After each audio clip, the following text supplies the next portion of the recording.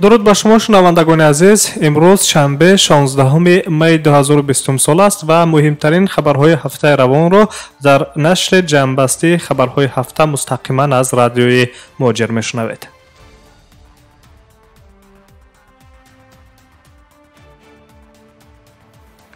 آغاز این هفته دفتر مطبوعات وزارت کارهای خارجه تاجیکستان خبر داد که به طور خودکار تا 1 ایول سال 2020 بودوباش شهروندان خارجی و شخصان به شهروند که موقتا در جمهوری قرار دارند تمدید می‌گردد.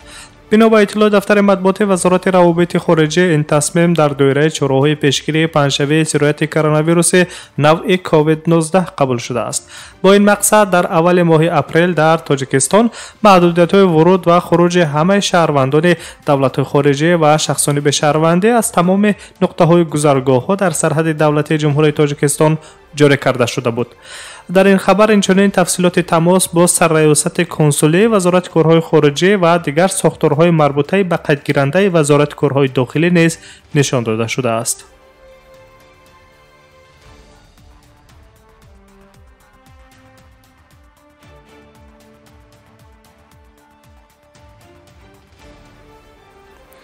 مقامات شهر دوشنبه فعالیت تمام مرکزهای خدمت رسانی کاشانه حسن، سرتراشخانه‌ها، دکان‌های فروش تلفن و دیگر علاقه موبیلی و نقطه‌های شستشوی نقلیات را در پایتخت تا 31 می سال جاری منع کردند. مقامات شهر دوشنبه قید کردند که این تصمیم در پس منظر چاره‌های روی دست گرفته مقامات علیه مبارزه با پنجشنبه ویروس کووید 19 قبول شده است. طبق اطلاع دفتر مطبوعات حکومت شهر دوشنبه، ساختارهای داخلدار شهر در یکجایی با مسئولین چنین نقطه‌های خدمت رسانی کارهای بی‌ضررگردانی را در دوره ذکر شده باید انجام دهند. یادآور می‌شویم که تا 31 می نیز با دستور شهردار دوشنبه رستم موملی تمام بازارهای لباسی دوشنبه نیز بسته است و حالا مقامات بهداشتی در چنین منطقه‌های سیر رفت آمد آدمان کارهای ضد ویروسی را با استفاده از محلول‌های بی‌ضررگردانی براه مانده‌اند.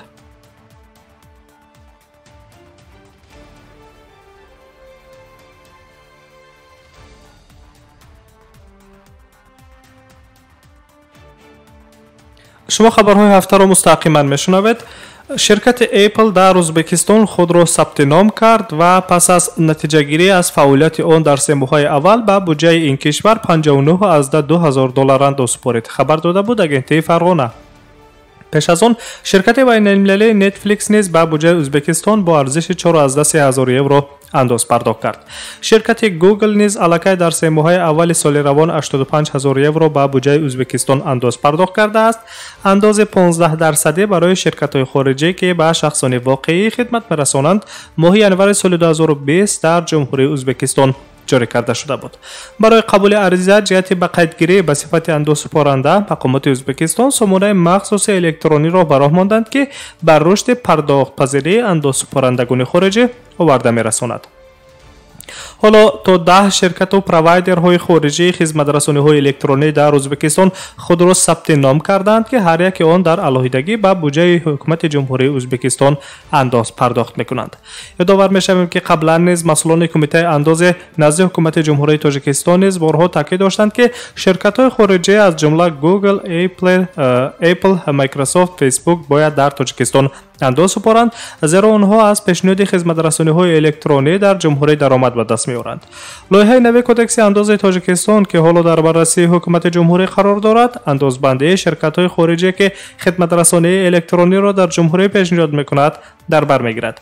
جاریسازی با بناء در کدکس انداز خصوصیت‌های اندازبندی خدمت رسانی‌های الکترونی شخصان خارجی برای رشد با سرعت تکنولوژی‌های اطلاعاتی و سودا توسط اینترنت شهر داده می‌شود. قید کرده می‌شود که هنگام تهیه قانونگذاری از تجربه کشورهای ازبکستان، روسیه، بلاروس، اسپانیا، یونان و مجارستان استفاده شده است. انتظار می‌رود که کدکس نوی انداز جمهوری تاجیکستان از ماه سپتامبر سال روان به اجرا درآید.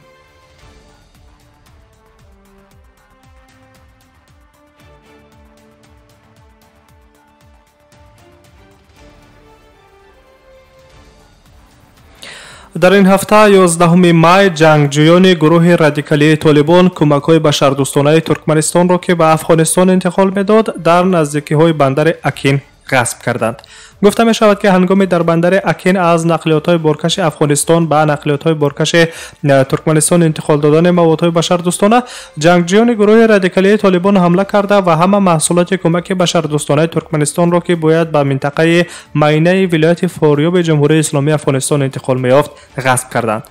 والی ولایت فاریاب جمهوری اسلامی افغانستان در پی این عملکرد جنگجویان طالبان سخت نگرانی کرده و گفته بود که این برای طالبان قابل قبول نیست. ما می‌خواستیم به هموطنان احتیاجمند خود کمک کنیم، حتی به آنهایی که در مناطق تحت نظارت طالبان به سر میبرند. اما جنگجویان تمام نقشه‌های ما را برباد دادند و حق مردم مظلوم را در این ماه مبارک رمضان غارت کردند.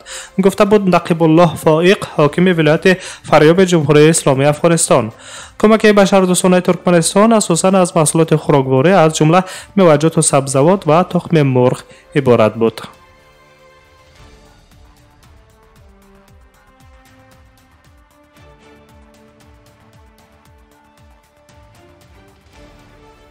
شما مهمترین خبرهای هفته را مستقیما شنیده استادید.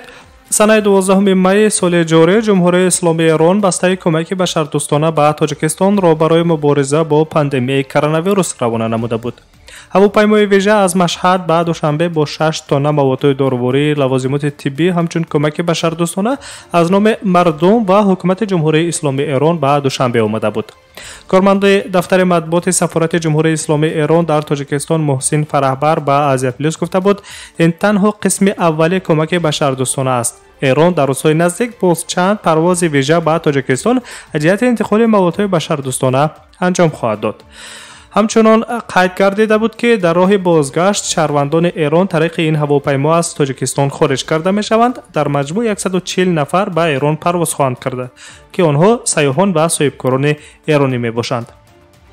یادداشت می شویم که قبلا پرزیدنت ایران حسن روحانی به پرزیدنت جمهوری تاجیکستان امامعلی رحمان وعده داده بود که به صفتی که کمک بشردوستانه به تاجیکستان تجهیزات ضروری طبی، متخصصان و موادهای دارویی جهت مبارزه با ویروس کووید 19 میفرستد. در این باره ضمن گفتگوی تلفنی رهبران دو کشور 6 می قرار حاصل شده بود.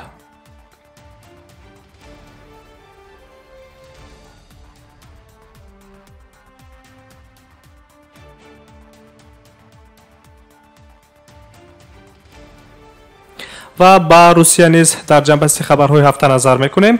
بعد از ظهر 12 می خبرها در خصوص گرفتار شدن دیمیتری پسکوف سخنگوی پرزیدنت روسیه به ویروس کووید 19 نشر گردیده بود.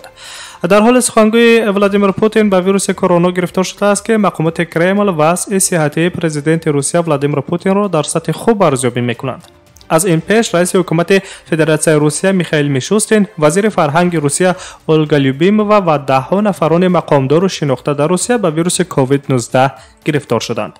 حالا باشد طبیبان وضع سخنگوی پرزیدنت روسیه دیمیتری پسکوف را معتدل ارزیابی میکنند و او تحت مراقبه طبیبان قرار دارد.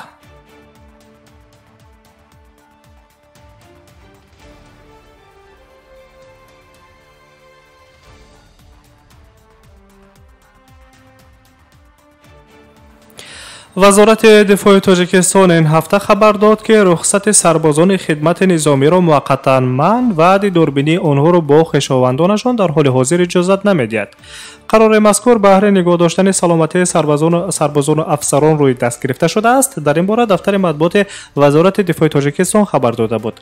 بنا به اطلاع وزارت دفاع، نظامیان تاجیک در بضررگردانی شهرها و منطقه‌های جمهوری نیز فعالانه شرکت می‌کنند.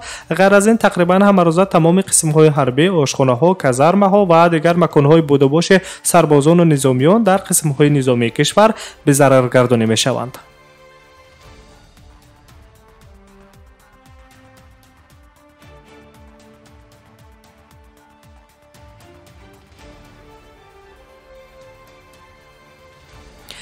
در روزهای اخیر این هفته جمهوری قزاقستان به تاجیکستان به صفت کمک بشردوستانه 5000 تن ارد سپارید. сафири қазоқистон дар тоҷикистон аскар тоҷибоев рӯзи 13 май дар ин ҳафта дар маросими супоридани расмии кӯмаки башардӯстонаи ҷумҳурии қазоқистон ба ҷониби тоҷикистон шахсан ширкат варзид. сафири қазоқистон дар тоҷикистон аскар тоҷибоев қайд карда буд ки кишвараш ҳамасола ба мардуми бародари тоҷикистон кӯмаки башардӯстона мерасонад ки маблағи умумии кӯмакҳои башардӯстонаи расонидашудаи ҷумҳурии қазоқистон ба ҷумҳурии тоҷикистон аз соли 2006 инҷониб 38 миллион доллари амрикоиро ташкил медиҳад. дар навбати худ соҳибҷон зиёдуллоев муовини директори агентии захираҳои моддии давлатӣ назди ҳукумати ҷумҳурии тоҷикистон ба ҷониби қазоқистон барои кӯмаки башардӯстона изҳори миннатдорӣ карда қайд намуд ки ҷониби тоҷикистон кӯмакҳои ҳукумати ҷумҳурии қазоқистонро қадр мекунад.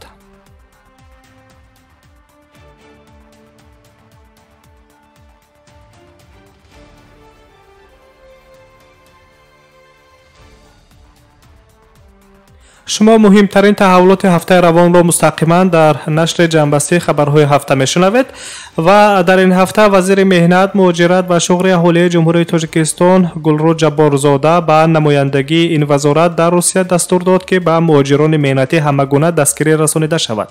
чунин амр дар ҷараёни суҳбати видеоии вазир бо намояндагони хадамоти муҳоҷирати тоҷикистон дар Русия ки тариқи видеоконференс баргузор гардид дода шуд.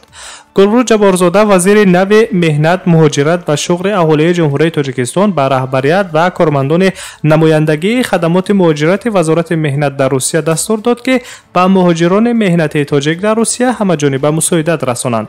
вазир ҳисоботи масъулони намояндагии хадамоти муҳоҷират дар Русияро дар давраи сирояти коронавирус дар шаҳрҳои Москав, Санкт-Петербург, минтақаҳои Урал, Волга ва Сибир шунид. Гулрӯ Ҷабборзода инчунин ба зарурати ҳамкории зич байни намояндагии хадамоти муҳоҷирати вазорати меҳнат, муҳоҷират ва шуғри аҳолии ҷумҳурии тоҷикистон дар Русия ва диаспораҳои тоҷикони минтақаҳои Русия таъкид дошт.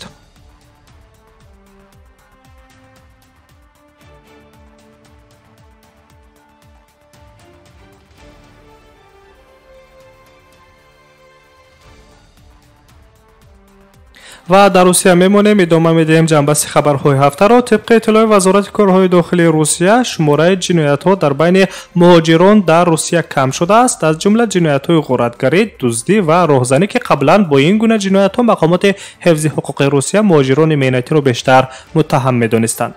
баъзе коршиносон изҳори нигаронӣ карданд ки чораҳои маҳдудкунандаи дар давраи пандемияи коронавирус метавонад шумораи ҷиноятҳои ба мисли роҳзанӣ, ғоратгарӣ ва дуздиро аз ҷониби муҳоҷирони меҳнатӣ ки онҳо дар ин давра бекор мемонанд зиёд кунанд, аммо ин пешгӯиҳои коршиносон амалӣ нашуд, гуфта мешавад дар гузориши вазорати умури дохилаи Федератсияи Русия.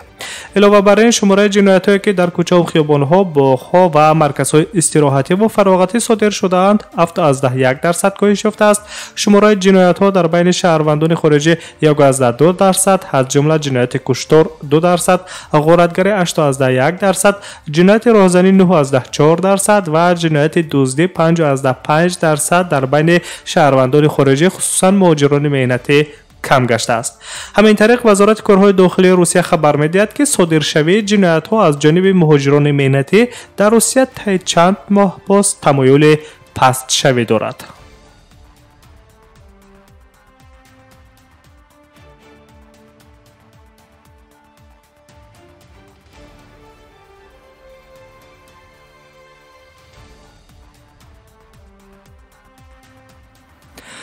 аз кормандони мақомоти ҳифзи ҳуқуқи ҷумҳурии Ӯзбекистон аз ин ба баъд талаб карда мешавад ки раванди боздошт, гуфтгӯи шахсӣ ё ҳангоми бозпурсии шахси гумонбаршавандаро сабтинаворӣ кунанд.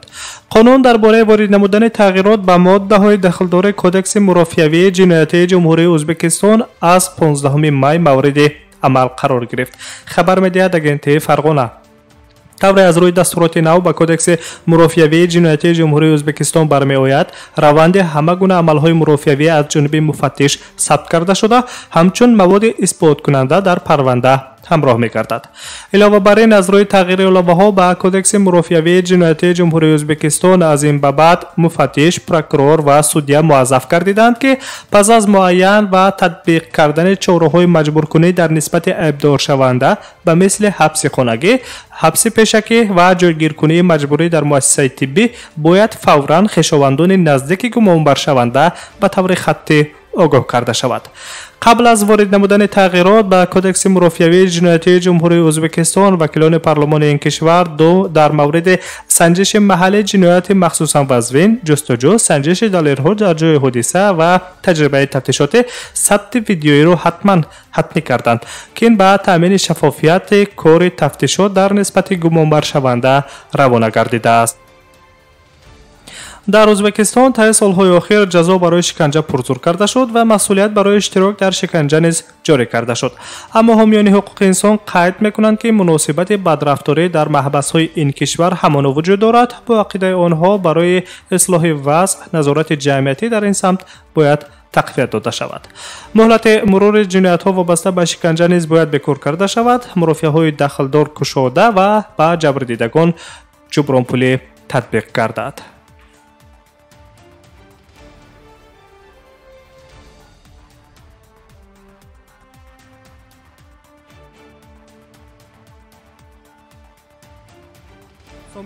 сомиёни азиз, шумо шарҳи муфассали ҷамъбасти хабарҳои ҳафтаро дар нашри ҷамъбасти хабарҳои ҳафта рӯи мавҷи радиои муҷир шунидед. саломат бошед ва дар рӯзҳои суратӣ ба шумо фароғатро таманно мекунам.